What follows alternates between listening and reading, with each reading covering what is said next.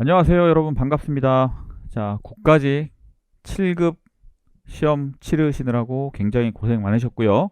자, 제가 오늘 나책형 한국사로 해설을 할 텐데, 일단 총평을 좀 말씀을 드리면, 좀 특이하다라고 싶은 게 첫 번째, 특이점이, 첫 번째는 근현대사 비중이 좀 크다. 근현대사가 좀 많이 나왔죠? 9문제인데, 만약에 이제 우리 선택지 자체는, 그러니까 제시문 자체는 정근대 영역이라고 볼 수 있어요. 임술록 민본기. 근데 거기에 이제 선지 중에 이필제난이라고 이제 근대사에서 배워야 되는 게 나오니까, 뭐 사실 19세기 후반이 뭐 좀 애매하잖아요. 그쵸?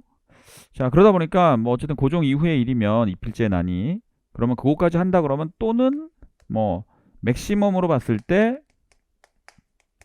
10문제까지도 볼 수가 있습니다. 그러니까 한 절반가량이 나온 거죠.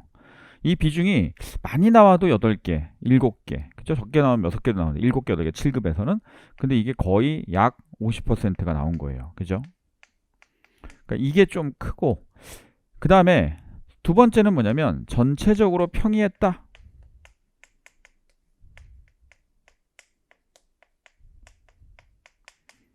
자, 전체적으로 평이했다는 얘기인데, 물론 제가 전체적으로 평이했다 이런 말을 할 때마다 항상 학생분들한테 죄송한 게 뭐냐면 어렵게 느끼는 학생들도 있거든요. 나는 어려운데 왜 평이하다고 하지? 그런데 뭐 저는 이제 어쨌든 보편적으로, 또 객관적으로 여러 가지 데이터와 학생들의 수준이나 제 경험이나 등등을 토대로 말씀을 드리는 건데, 이 정도면 이제 평이한 시험이고요. 여기서 이제 내가 한국사를 좀 괜찮게 봤다라고 하려면 90점대 넘어가야 됩니다. 이게 80점대 점수는 결코 좋은 점수라고 볼 수는 없죠. 근데 이제 7급은 7과목이다 보니까 평균 점수 자체가 뭐 90점을 넘어가거나 과목 전체 그런 일은 없어요. 그러니까 80점대 뭐 중후반 정도 많이 올라가 봐야 그 정도이기 때문에 한국사를 뭐 80점대를 맞았다고 해서 뭐 큰일 났다, 뭐 이런 건 아니죠, 당연히. 또는 뭐 70점대라고 해서 뭐 큰일 난 건 아닙니다. 다른 과목을 잘 하면 되죠. 그런데 이제 일반적으로 한국사를 어느 정도 자신감을 좀 가지고 공부하셨던 분들의 입장에서는 대체로 이제 90점 정도는 넘어갔을 것이다 라고 봅니다. 자, 전체적으로 평이했는데 근현대 비중이 높은 데다가 근현대사 부분에서 조금 까다로운 문제가, 제가 봤을 때 한 2문제 정도가 있더라고요. 그래서 그것 때문에 점수가 좀 떨어질 수도 있습니다. 자, 뭐 그런 내용하고, 자, 전체적으로 평이하다 보니까 충돌되는 선택지가 없도록 출제가 된 문제들이 좀 더 있어요. 그러니까 하나 고르면 나머지 3개는 뭐 같은 왕대거나 이런 것들이 좀 있어서 좀 더 쉽게 다가오도록 하는 것이죠. 자, 뭐 그 정도가 크게 보면은 특이한 점이고요. 그다음에 뭐 그림 자료가 하나 나왔는데 뭐 큰 의미는 없습니다. 그림을 모른다고 해서 큰 의미는 없는데 어차피 복색에 관한 문제이기 때문에 관복제. 자, 그래서 뭐 이런 정도의 특이점을 갖고, 그다음에 뭐 전체적으로 평이한 시험이니까 가볍게 우리가 이제 해설을 한번 해보도록 하겠습니다. 자, 청동기 시대 사회 모습으로 옳은 것 했는데, 이 문제는 제가 보면서 되게 웃었던 게 뭐냐면 청동기 시대라고 문제를 냈는데 철제 무기가 나와요. 자, 그러면 이거는 일단은 말이 안 되는 거잖아요. 그렇죠? 청동기 시대 철기가 나오면 안 되죠, 무조건. 그 다음에 빗살무늬 토기도 너무 우리가 많이 아는 건데, 그렇죠? 이것도 신석기 시대 아닙니까? 아니, 세상에 동굴에서 주로 사냥과 채집 생활, 이러면 이제 구석기 시대죠. 그러면 청동기 시대 가장 중요한 게 뭐예요? 계급이 출현했다라는 거 이거 아닙니까? 고인돌이나 이런 걸 봐도 알 수가 있잖아요. 군장의 출현, 그죠? 부족장의 출현.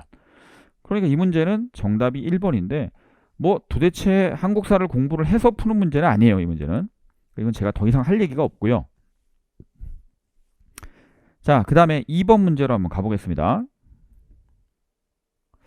자, 밑줄 친 왕대를 찾았는데 이것도 문제가 좀 평이했던 게 뭐냐면, 왕이 노비를 조사하여 그 시비를, 옳고 그름을 가려서 이제 뭐 억울한 사람 풀어주는 거죠. 그래도 노비들이 주인을 등지는 자가 많았다고 하는 겁니다. 자, 윗사람을 능멸하는 풍조가 성행하였다. 사람들이 탄식하고, 왕후도 강곡히 가나였으나 왕이 듣지 않았다.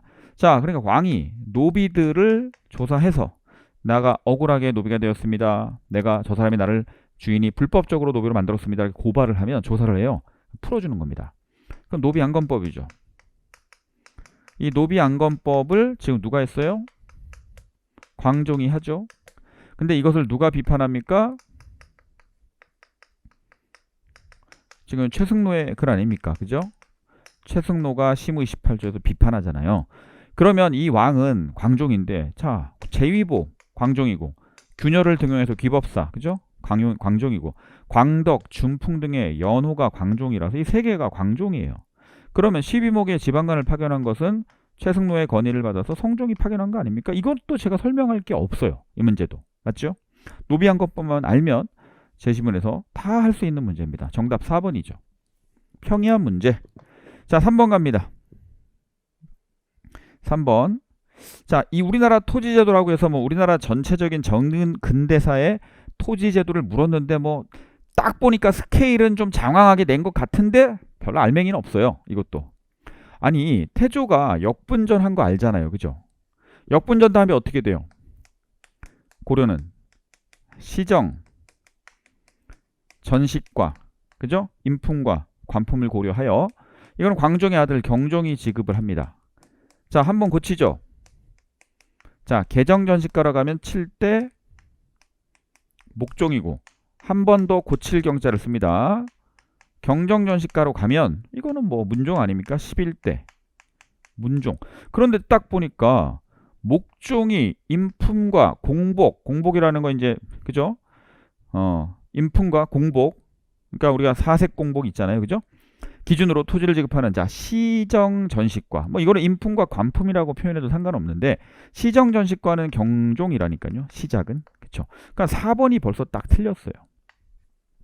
신문왕이 여러분 관료전을 지급하되 노급을 폐지하고 그 다음에 성덕왕이 정전을 지급하고 경도왕이 노급을 부활하고 그러면서 관료전이 폐지되죠. 이것도 굉장히 중요한 거고요. 자, 조선의 토지제도는 과전법 체제였는데 전현직 관리에게 주는 거였죠. 세조는 현직에게만 줍니다. 현직에게만 과전을 지급하는 직전법, 즉 직전제를 시행했다. 이게 맞죠? 그래서 세조가 직전법이고 성종이 관수강급제, 그다음에 명종 때 직전법의 폐지. 이것도 워낙 일반적인 거라서 뭐 어려워 보이지만 평이한 문제입니다.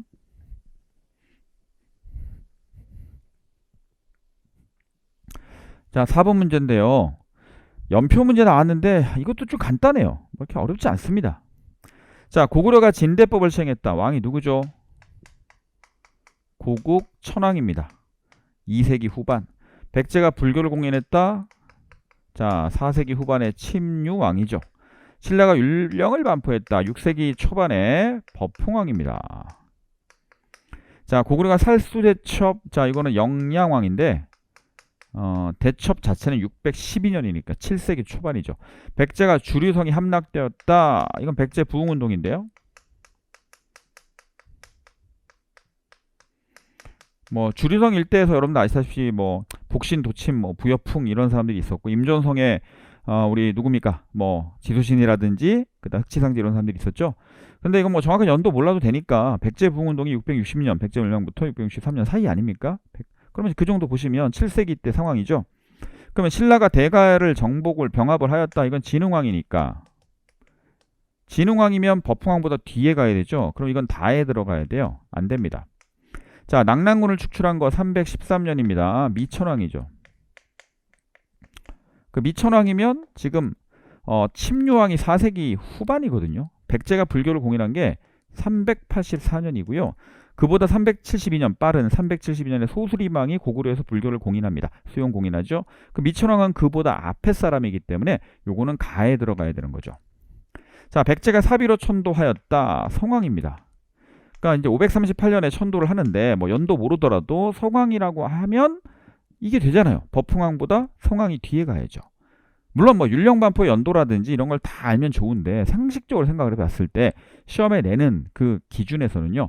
성왕이 진흥왕과 함께 뭐예요? 관산성 전투 할 때까지는 거기서 전사할 때까지는 같이 연대를 해서 한강역을 점령하는 그런 일들을 보잖아요. 그죠? 성왕하면 진흥왕하고 연대가 되겠죠. 그리고 이 지금 율령반포가 그보다 빨라요. 이게 520년 정도 되는데 요게 뒤에 나옵니다. 조금 붙어 있긴 하지만 성왕을 진흥왕과 조금 연계를 한다라고 생각하면 풀 수가 있는 거죠. 그럼 이게 정답이고요. 다음에 신라가 북한산에 순수회를 세웠다. 이거는 진흥왕의 업적 아닙니까? 그럼 진흥왕이라면 살수대첩보다는 전에 들어가야 되죠. 왜? 이때는 시기가 600년대 7세기입니다. 진흥왕은 6세기 때 왕이죠. 맞죠? 자, 북한산 비는 건립연대를 정확히 특정을 하지는 못해요. 근데 아마 뭐 말에 따라서는 555년이라는 설도 있고, 그 다음에 568년 이후로 보는 견해도 있고, 여러 가지 견해가 있습니다만 6세기 중후반 정도로 보입니다. 자, 그래서 정답을 3번으로 찾으시면 됩니다. 그나마 정근대사 문제 중에서 뭐 일단은 어떤 형태로든지 이렇게 연표 문제가 나오면 조금 까다롭게 느끼는 학생분들이 계셔서 공부가 조금 약한 분들은 4번을 조금 어렵게 느낄 수 있었을 것 같아요.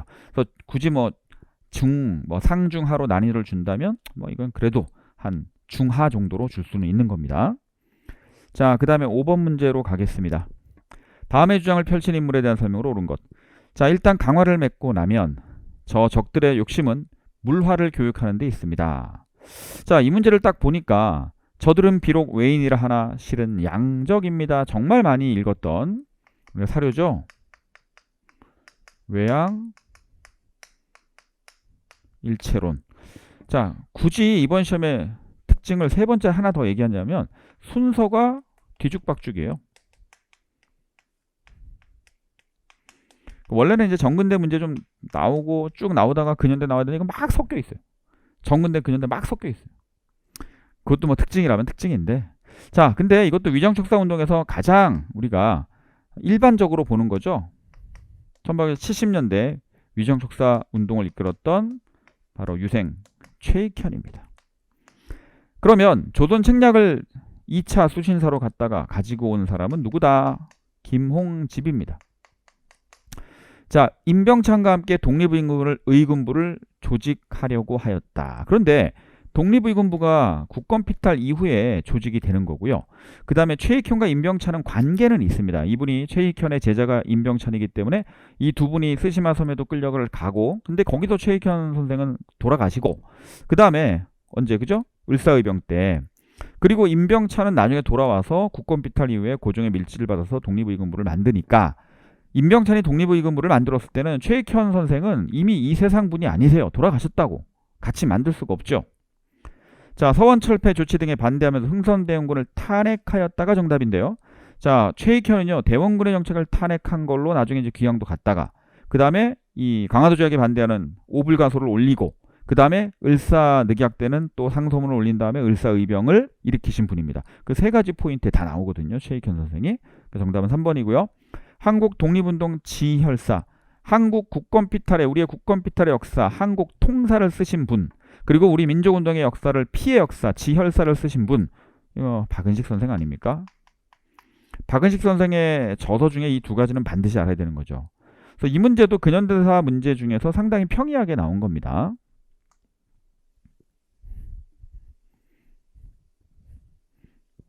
자, 그 다음에 6번 문제 가보겠습니다. 6번 문제. 자, 옆으로 가야 되겠네요. 제가 요즘에 이걸로 하고 요거 문제 딱 띄워가지고 PPT 안 만드는 걸로 제가 스트레스에서 해방됐어요. 잘 보이죠? 여기 조금 당겨야 되겠네요. 이렇게. 자, 이렇게 또 안 보인다. 그럼 조금 이렇게 축소해주면 또 됩니다. 자, 근데 여기서 여기서 약간 좀 잘리는 느낌이 있긴 하지만 그래도 보이는 데는 큰 문제가 없습니다. 자, 옳지 않은 것을 찾는 겁니다. 이 관청이 뭐냐? 이 문제가 그나마 뭐 전근대사 문제 중에서 좀 어렵다고 느낄 수는 있어요. 그런데 사실은 그래요. 조금 더 주의 깊게 사료를 보시면 충분히 찾아낼 수 있고요. 더군다나 이것도요. 문제가 뭐냐면 복이에요. 선택지가 너무나 같은 기구를 설명하는 선택지가 몰려 있어요. 그러니까 이 문제도 어렵진 않은데 괜히 여기서 나 처음 봤어. 나 어떡하지? 막 이렇게 긴장감이 밀려오는 그런 성향의 학생분들이 있어요. 그런 분들이라면 이렇게 조금 말릴 수 있는 여지는 있습니다. 자, 중앙과 지방의 군국 기물을 모두 관장을 하고요. 자, 도제조는 현임과 전임 의정, 그러니까 3정승들이 전현직 정승들이 겸임을 하고, 제조는 정수는 없는데 2호 예병 형조의 판서, 그러니까 공조 판서 제외죠. 훈련도가 어영청의 대장들, 그러니까 오군영의 대장들하고 개성 강화 유수, 그죠? 나중에 또 추가가 되기도 하는데 대제학 등이 이제 여기를 맡고 있다. 그래서 보면 8명은 팔도 구간 당상을 겸임한다. 이 8도 구간 당상이라는 게 뭐냐면 비변사에 그 소속된 관료들 중에 8도의 사무를 담당하도록 하는 건데, 원래 도에는 이제 관찰사를 보내잖아요. 그렇죠? 그런데 비변사에 있는 사람들이 그 8도의 업무를 이제 맡아보도록 하는 게 8도 구간 당상인데, 이게 뭐 비변사가 설치되고 나서 이게 있었던 거예요. 있었던 건데 제도화되는 것이 이제 숙종 때 이후로 이제 제도화됩니다. 그래서 8도 구간 당상제가 뭐 그렇게 중요한 건 아니에요. 중요한 건 아닌데, 아 그렇구나. 비변사에 있는 그 관리들이 8도의 사무를 전담으로 하나씩 맡아보고 있구나. 그렇죠? 그렇게 보시면 돼요.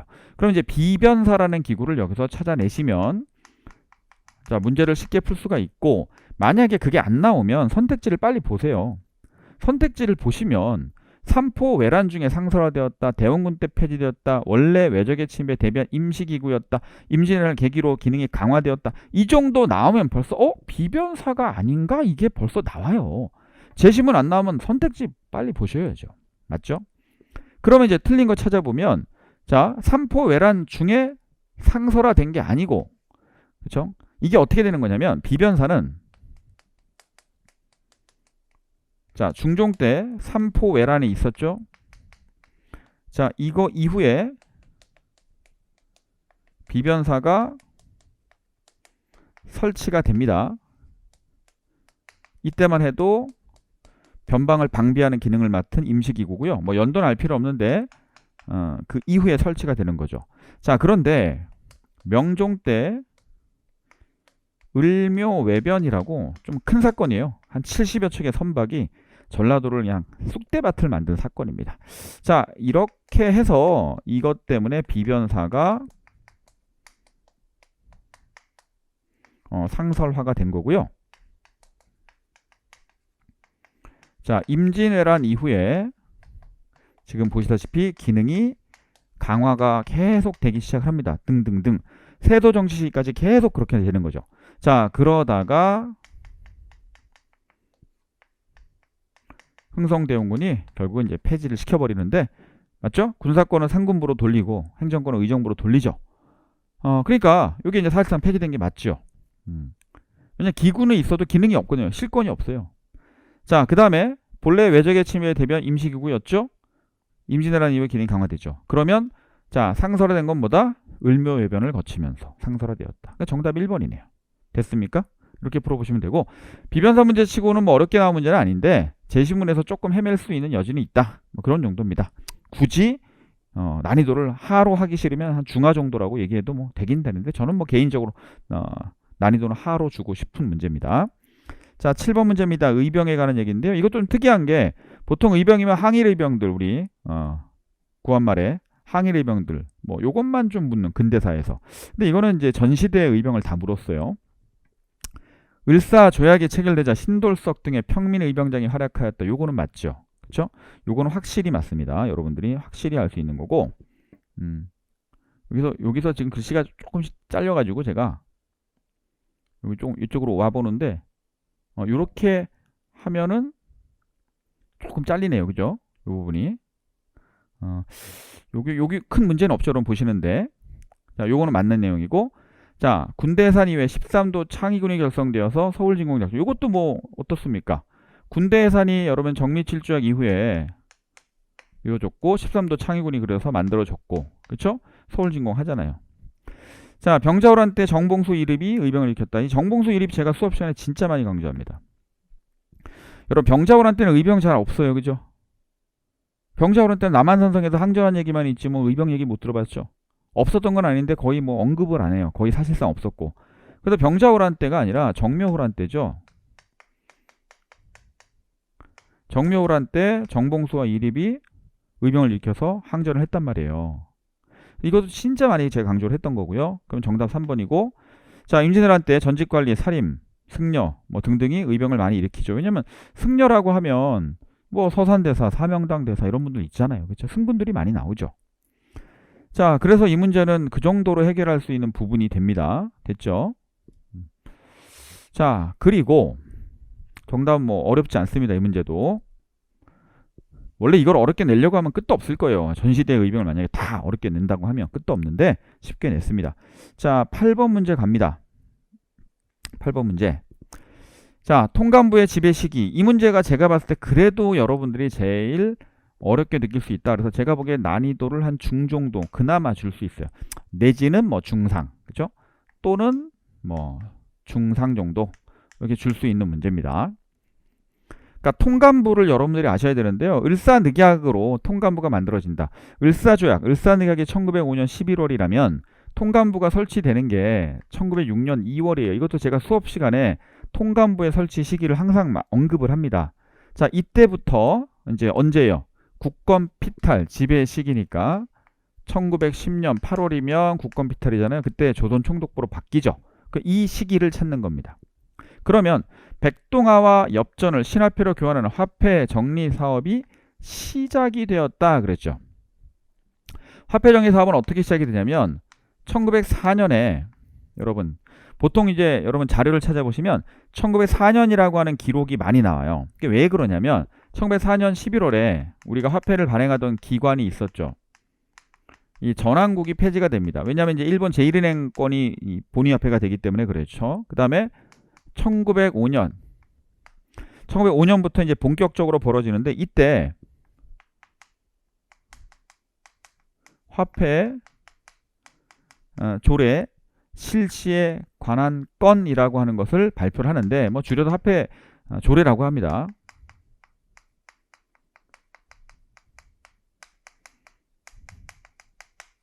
발표가 되고요. 그래서 자, 이때부터 화폐를 교환을 시작을 합니다. 그러면 보통 4년부터 시작했다고 해도 큰 문제는 없어요. 전환국 폐지로부터. 그럼 보통 이제 5년부터다 이렇게 얘기를 하는데 어쨌든 개시 시점은 통간부 이전이죠. 그래서 옳지 않은 것이기 때문에 정답이 1번이 되는 겁니다. 그럼 화폐 정리 사업을 하면서 자, 이 내장원 한번 볼게요. 내장원 이거 뭐 하는 애입니까? 왕실 재정을 담당하는 것이죠. 언제 생겼어요? 가보 2차 개혁 때 생겼죠. 그때 국내부 소속으로 생깁니다.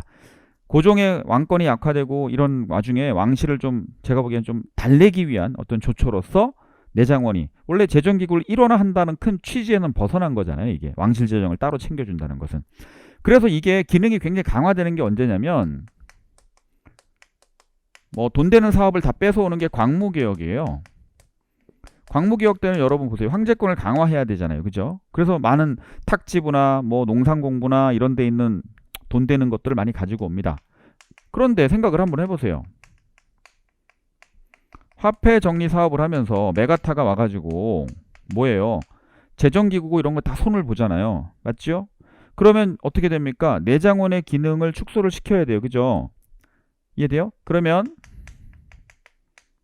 내장원의 기능을 축소를 시켜야 되니까 국내부 소속의 내장원, 즉 국내부가 가지고 있는 여러 가지의 어떤 금전적인 어떤 권리들 또는 조세나 이런 것들을 거두는 권리들 이런 것들을 다 어디로 돌려요?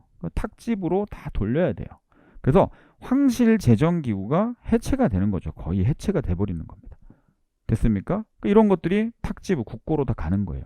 내장원이 독립적으로 할 수 있었던 것은 그러니까 가보 2차 이후로 광무개혁 시기까지는 그랬는데 이때 화폐정리 사업을 하면 이게 좀 반대로 되는 겁니다. 아셨죠? 자, 탁집으로 다 넘어가기 때문에 맞는 거고요. 자, 동양척식주식회사는 1908년에 만들어지는 게 맞죠. 요것도 제가 수업 시간에 많이 얘기합니다, 여러분. 토지 가옥증명규칙이 1906년이라고 제가 말씀을 드렸어요.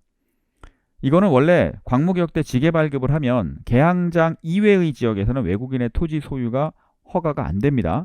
그런데 일본이 계양장 이외의 지역에서도 토지 소유를 가능하도록 하기 위해서 토지 가옥 증명 규칙이라는 걸 만든 거죠. 이게 1910년 6월이에요. 그 다음에 이것과 함께 제가 꼭 알아두라고 하는 게 국유 미개간지 이용법 또는 국유 미간지 이용법이죠. 그것도 많이 나와요.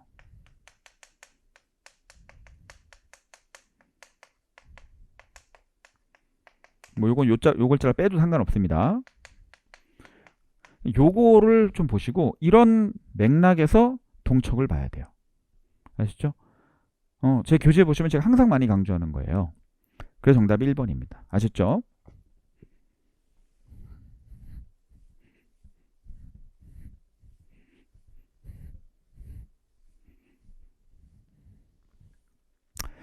자, 이 선생님이 누구신가 딱 보니까,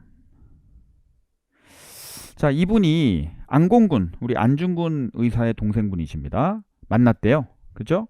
어디로 가나 딱 보니까 동경으로 간대요. 일본 가시네. 그쵸? 기념사진 찍고. 옛날에 보면 우리 의열단체에 가입하신 분들이 뭐 폭탄 던지고 이거 할 때 항상 사진 딱 찍고 가잖아요. 의열단도 그렇고 한인애국단도 그렇고 그렇습니다. 자, 그래서 약간 슬픈 기석이 있었던 것 같다. 그래서 사진을 찍읍시다. 그래서 미소를 띠고 사진을 찍었다.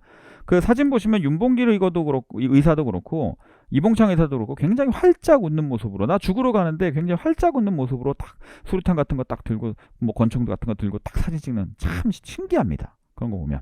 자, 그런데 이제 잘 모를 수 있어요. 근데 동경에 가신다는 그 말에 집중을 좀 하셔야 돼요. 그러면 생각을 한번 해보세요. 훈코공원이면 상하이 아닙니까? 상하이 훈코공원에 폭탄 던진 분은 윤봉길 의사인데 이분이 동경을 가진 않죠. 그쵸? 동경 갔다 그러면 대부분 의열단의 김지섭을 물어보거나, 그죠? 그 이제 이중교에 던졌으니까, 아니면 이봉창 의사 일왕의 관병식을 마치고 돌아가는 일왕의 행렬에 던졌으니까, 그죠? 근데 의열단, 이것도 김원봉 아니에요. 김원봉이 만주에서 의열단 만들어야 되는데 뭐 일본을 갑니까 여기서, 그죠? 이렇게 인사하고 일본 가서 다시 의열단을 만드는 게 아니잖아요. 자, 안중근 의사인데 형님이 동생을 만나서 지금 뭐 이렇게 말도 안 되는 얘기죠, 그쵸? 자, 그러면 상하이에서 한인애국단에 참가하였다. 맞죠? 한인애국단에, 자, 우리 이봉창, 그 다음에 윤봉길, 이런 분들이 계시는데, 이봉창 의사가 32년 1월에 초에 일본에서 동경에서 폭탄을 던지고, 그 다음에 그것을 이제 중국 신문들이 일왕이 죽지 않은 것을 불행히도 명명되지 않았다라고 보도하니까, 뭐 이런저런 핑계로 뭐 승려 살인 사건 이런 걸 핑계로 해서 일본이 상하이를 점령하고 훈코공원에서 전승기념식, 그 다음에 천장절 행사를 하는데 윤봉길 의사가 딱 또 던진 거죠. 지금 이제 루신공원인데, 그래서 여러분 중국 내에서 반한 감정 싹 사라지고요. 중국 국민당정부가 임시정부의 활동이나 우리 중국 관내 지역에서의 무장투쟁이나 이런 것들을 전폭적으로 지원하게 되는 결정적 계기가 되는 사건이죠. 그게 한인애국단의 활동이거든요. 어쨌든 이봉창 의사가 동경에 가야 되기 때문에 정답은 4번이 되는 겁니다. 됐죠? 그렇게 좀 추론적인 사고가 좀 필요하다, 이렇게 볼 수가 있습니다. 자, 그 다음에 다음 페이지로 한번 가보겠습니다. 다음 페이지. 자, 10번 문제인데요. 자, 자료에 나타난 정부의 정책에 대한 설명으로 옳지 않은 것은 했습니다. 이 문제도 제가 봤을 때는 조금 난이도가 중 내지는 또는 뭐 중상 정도로 그래도 좀 볼 수 있는 그런 정도의 문제는 됩니다. 자, 종래 양전처럼 농지의 비척이나 가옥의 규모를 조사하는 것에는 그치지 않고 전국 토지 일체에 대한 조사를 목표로 지질과 산림, 천택, 수풀과 해변, 도로 쭉 조사합니다.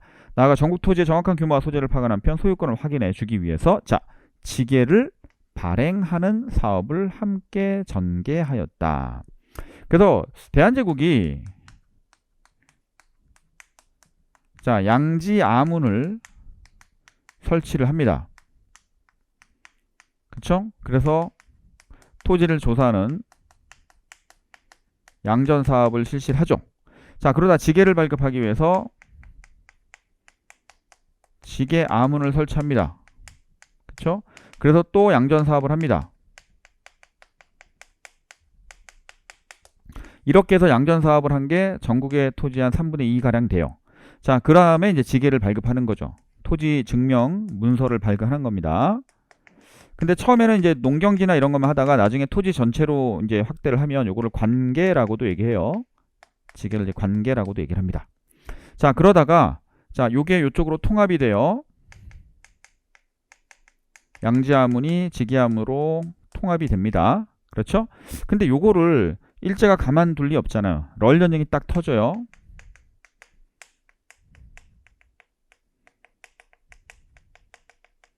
럴 전쟁은 1904년 2월에 발발이 되죠.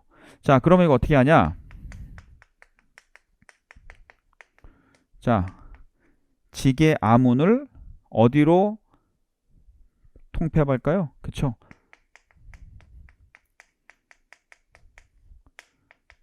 탁집으로 이것을 흡수해 버립니다.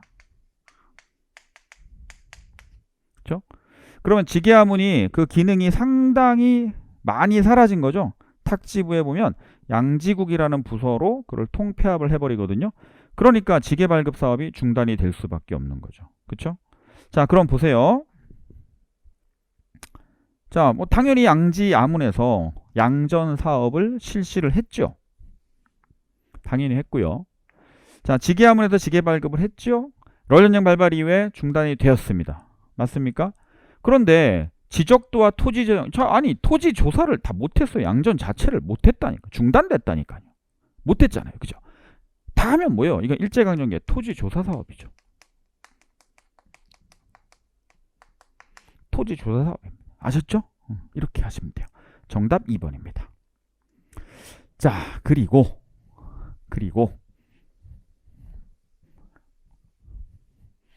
11번 갑니다. 11번. 자, 어전회의가 열리는데요. 짐이 왕이죠. 농사에 관심이 있다. 근데 옛글에 있는 방법으로 농사를 지으니 안 맞는다.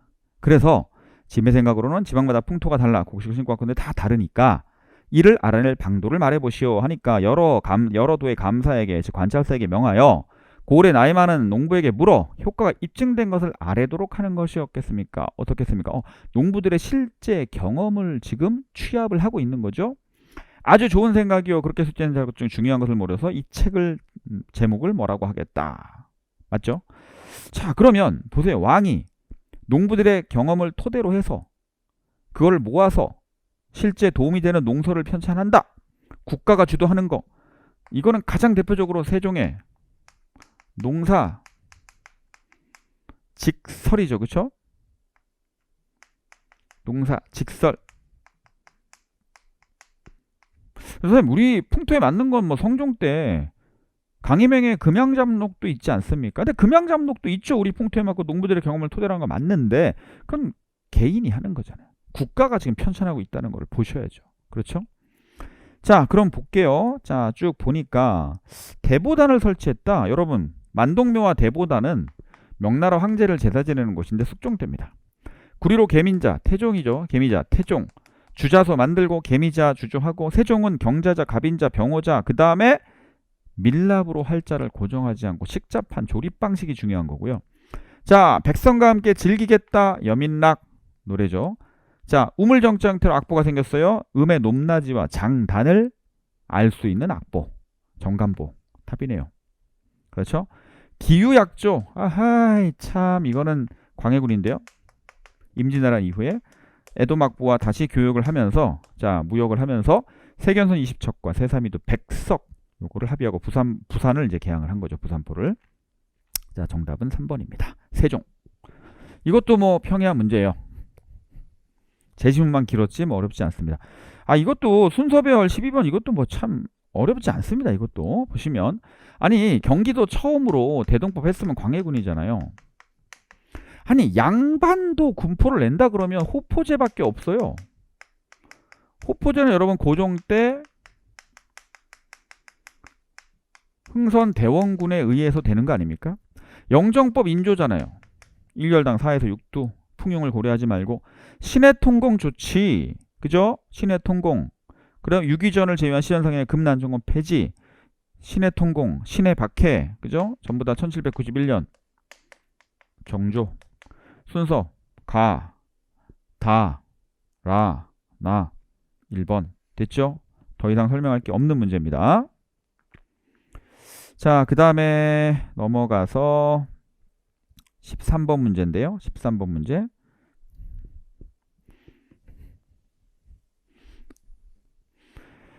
자, 일단 지명이 나와서 고맙게 땡큐. 진주 나왔어요. 진주. 머리에 흰 수건. 아, 그래서 얘네들 백건당이라고 하는구나. 그죠? 몽둥이 들고 진주 읍내로 쳐들어갑니다. 그래서 막 쭉 나가는 거예요 지금.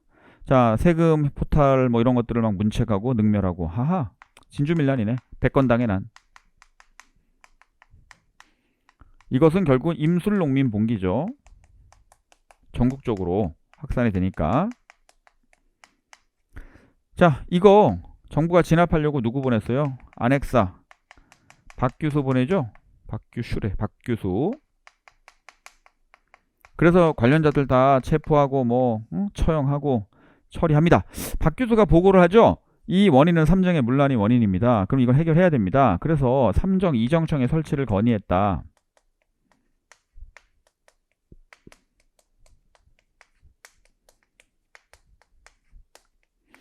그래서 제가 효과는 별로 못 봤지만 삼정 이정청 설치 많이 얘기했고요.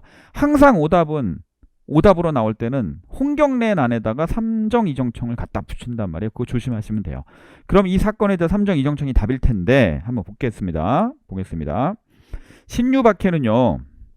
천주교 박해 중에 여러분 여러 박해가 있는데 아까 우리 정조 때 자 신의 박해도 있고 그다음에 1801년 순조 때 있었던 신유 박해도 있고 그다음에 기해 박해, 뭐 병호 박해, 그다음에 뭐 병인 박해 많죠. 천주교 박해 사건은 제가 수업 시간에 항상 강조를 합니다. 자, 그리고 전봉준이 사발통문을 보내 봉기를 호소했다. 고부밀란이죠. 동학농민운동이 본격적으로 벌어지기 전에 고부밀란입니다.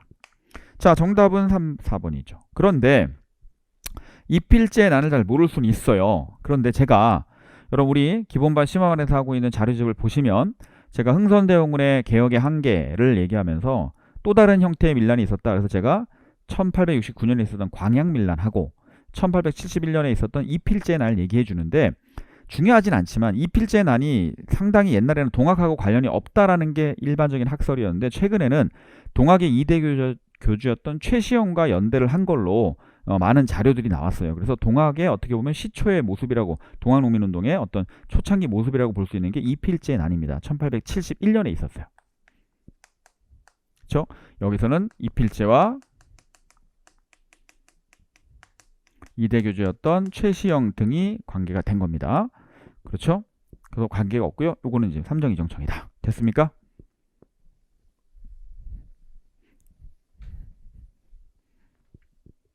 자, 그 다음 14번입니다. 가나 사건 사입니다. 윤관이 동북구성을 쌓았대요. 그쵸? 예종 때.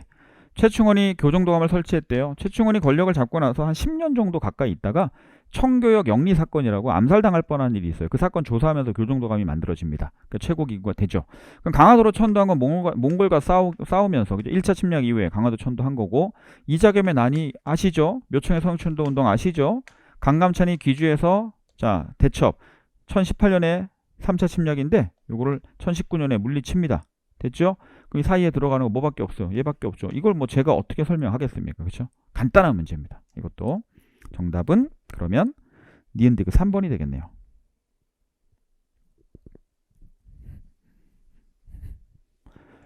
자, 이 사람은 누구냐? 조선 총독 엔도가 아침 8시에 대바람부터 불렀어요. 지금 1번 1945년 8월 15일 아침 8시에 조선 총독이 여운형 선생을 막 급하게 불러 통치권 이양을 해주겠다.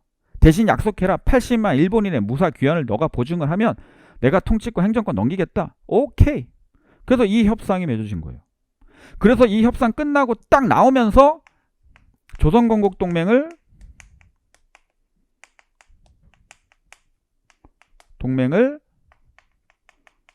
조선 건국 준비위원회로 개편을 한 겁니다. 원래 건국동맹이 44년 8월에 만들어진 건데요. 그럼 이 인물은 누구다? 여운형 선생입니다. 여운형 선생. 됐죠? 자, 그러면 원래 송진우 선생이랑 조선 총독이 통치권 이양 협상 하려고 그랬는데 송진우하고 안 됐어요. 그래서 여운형하고 하는 겁니다. 자, 그러면 건국동맹을 결성했던 거 맞잖아요. 그렇죠? 그리고 건국정비위원회가 된 거죠. 자, 김규식과 함께 좌우합작위원회 만든 것도 괜찮습니다. 그래서 뭐 7원칙 나오고 하죠. 그러다가 조선인민당을 결성했다. 요거는 왜 맞냐면 이분이 원래 여기서 9월 6일 날 조선인민공화국의 수립을 선포했는데 이거 미군정이 인정을 안 하죠. 미군정이 인정을 안 하니까 이게 결국 10월 달이 되면 해체가 돼요. 그러면서 중도 좌파 정당으로 조선 인민당을 조직하게 된 겁니다. 그렇죠? 요거는 그러니까 미군정에 의해서 인정을 못 받아서 그래요, 이게.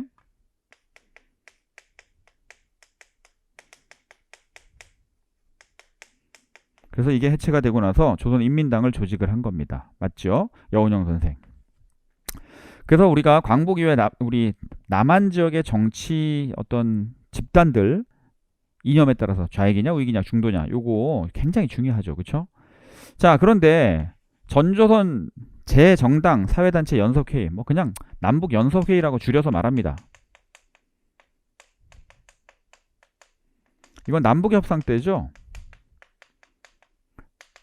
김구와 김규식 이런 분들이 북한에 간 거 아닙니까? 이거는 48년 4월인데요. 4월 19일부터 4월 26일까지입니다. 평양에서.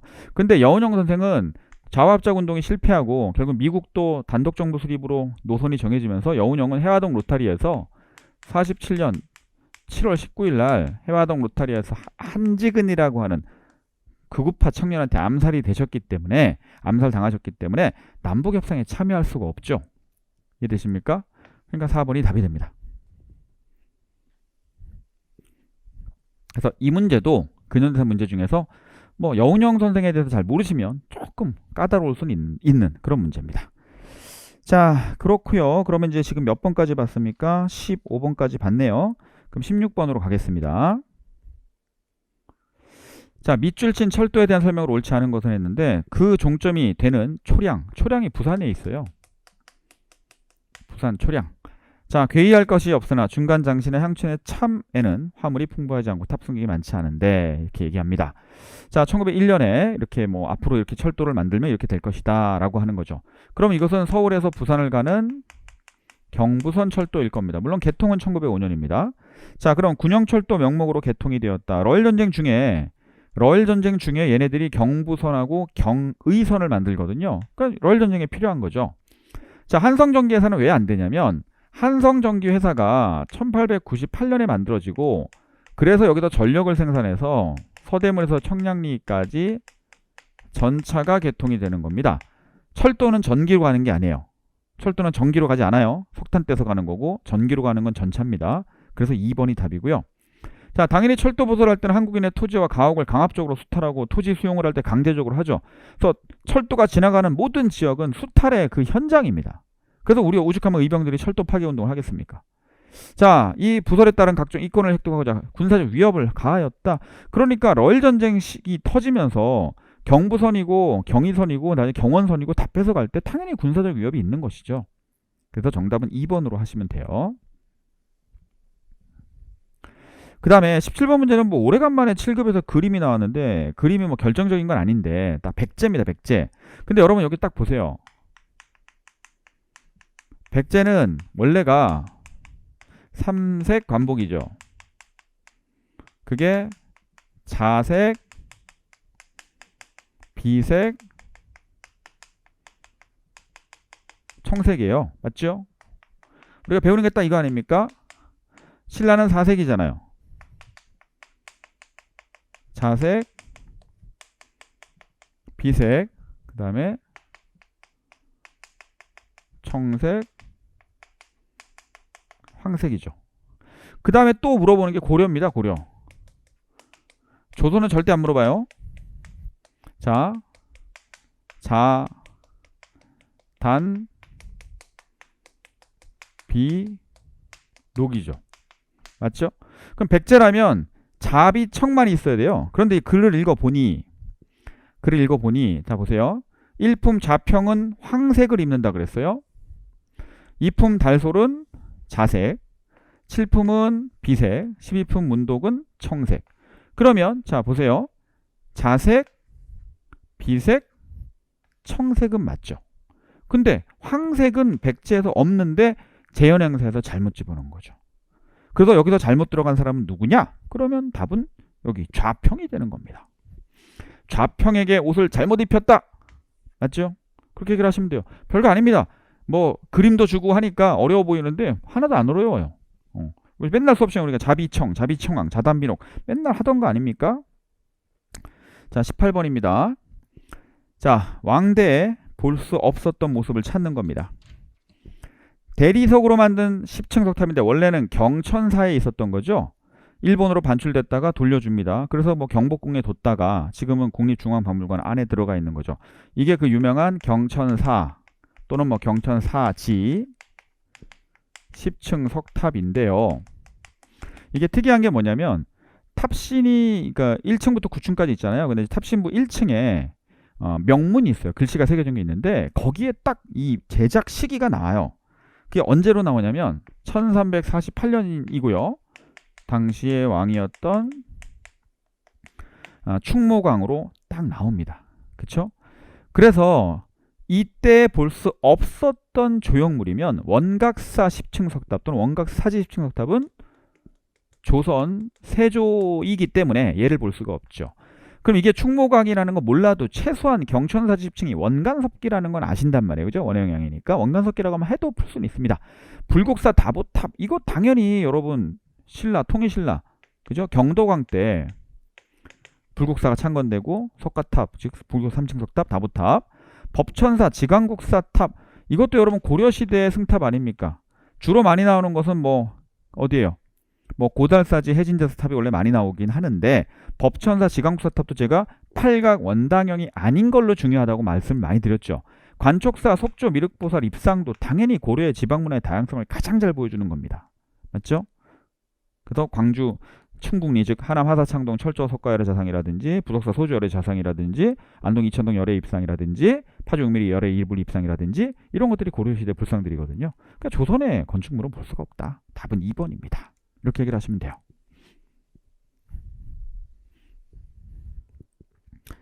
자, 그 다음에 19번입니다. 19번. 이게 조심하셔야 되는 게요. 그 해를 찾아야 돼. 그 해. 나는 이미 한 발자국 내어뛸 땅조차 없다. 자, 그래서 전해 그 전년에는 동아, 조선 두 신문이 폐간이 되었다. 여러분 여기 외우셔야 돼요. 동아일보, 조선일보의 폐간이 40년입니다. 그렇죠? 그럼 전해가 1940년이니까 그 해에는 뭐예요? 1941년이죠. 맞죠? 자, 그러면 치안유지법은 1925년에 제정이 된 법. 맞죠? 한국 독립당이 건국강령을 발표한 게 1941년입니다. 삼균주의, 건국강령. 그리고 뭐 선전포고하고 막 이러죠. 조선민족 전선연맹이 의용대를 조직한 거, 조선의용대를 조직한 거 한커우에 38년. 자, 국민정신 총동원 조선연맹 1938년 그 10호단의 애국반 만들어지고 이게 1940년에 어떻게 됩니까? 나중에 국민정신 총동원 조선연맹이 모든 물자들을 다 수탈하려고 만든 거예요. 맞죠? 그래서 이게 1940년에 국민총력 조선연맹으로 또 개편이 되기도 합니다. 그 하부 조직이 10호단위의 애국반인 거죠. 자, 그러면 이때 해당되는 것은 2번이다. 이것도 연도 문제인데 이 문제도 제가 난이도는 그래도 중정도는 줄 수 있는 문제입니다. 왜냐면 이런 걸 잘 모르는 학생들이 있어요. 공부가 좀 안 되면. 자, 마지막 문제입니다. 이 문제도 제가 조금 여러분들이 어려울 수는 있습니다. 이것 또한 중정도는 제가 드릴 수 있는데 근데 또 찬찬히 읽어보면 또 답은 나와요. 왜냐하면 유엔 한국위원단 얘네가 한국임시위원단 그죠? 한국위원단 얘네가 총선거를 감시하고 협의하기 위해서 그럼 50총선거 얘기하는 거 아닙니까? 자, 그리고 통제 및 사법권을 보유한 합법정부가 수립되었으며 우리 정부가 수립되었다는 얘기죠. 자, 한국위원단은 지난 한국인민의 자유로운 표현이 의사에 기초하여 장차의 대의정부의 발전을 위한 감시 협의를 수행할 것이다. 그러면 가는 딱 봐도 지금 50총선거도 나왔고 그 다음에 대한민국 정부 수립도 나왔고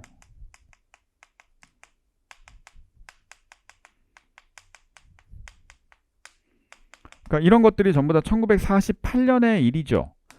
정부 수립이 48년 8월 15일이니까 가는 그 시대의 상황을 보여주는 거고요. 나는 지금 딱 보니까 자, 유엔의 안전보장 이사회가 북한군의 대한민국에 대한 무력 공격 북한군의 대한민국에 대한 무력 공격이 1950년에 일어난 6.25 전쟁이죠. 북한의 남침에 의한 자, 이거를 평화 파괴를 조성한다고 단정하였고 그 무력 공격을 격퇴하고 국제적 평화와 안전을 회복하기 위해 필요한 원조를 대한민국에 제공하도록 국제연합 재회원국에 권고하였다라고 나옵니다. 됐습니까? 이게 뭐냐면 UN 안전 보장 이사회, 그러니까 안보리라고 보통 얘기하죠. 그렇죠? UN 안전 보장 이사회 결의문이죠. 그렇죠? 요게요. 82호가 6월 25일 날 전쟁 터지자마자 바로 나옵니다. 근데 북한이 들은 채를 안 해. 83호가 다시 나오죠. 27일 날. 그래서 유엔군의 참전이 완전히 결정이 되는 뭐 그런 얘기거든요. 그럼 요 내용은요. 뭐냐면 이거예요. 이거. 지금. 요거. 나는 지금 이겁니다. 아셨습니까? 자, 그러면 48년 시점과 그 다음에 1950년 시점이네요. 재헌헌법은 언제 공포됩니까? 1948년이긴 한데 이건 우리 재헌절이 7월 17일 아닙니까?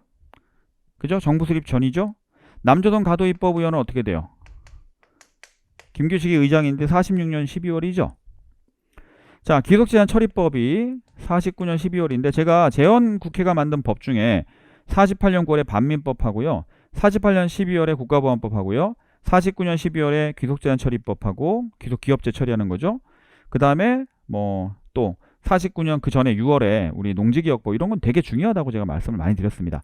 자, 중앙토지행정처는요. 원래 신안공사가 46년 2월에 있었는데 1948년 2월에 중앙토지행정처로 바뀌면서 귀속농지들을 민간에 불하를 하게 됩니다. 됐죠? 그러면 이 사건 사이에 들어가려면 자 8월 15일과 그 다음에 요거 50년 상황에 맞는 거. 그럼 이 두 가지는 그 전이 되고 그쵸? 요것도 그 전이 되는 거니까 정답은 이거밖에 없네요. 그렇죠? 그러니까 정답은 3번인데요. 그래서 요것도 난이도는 우리가 좀 중정도로 줄 수 있는 그런 조금.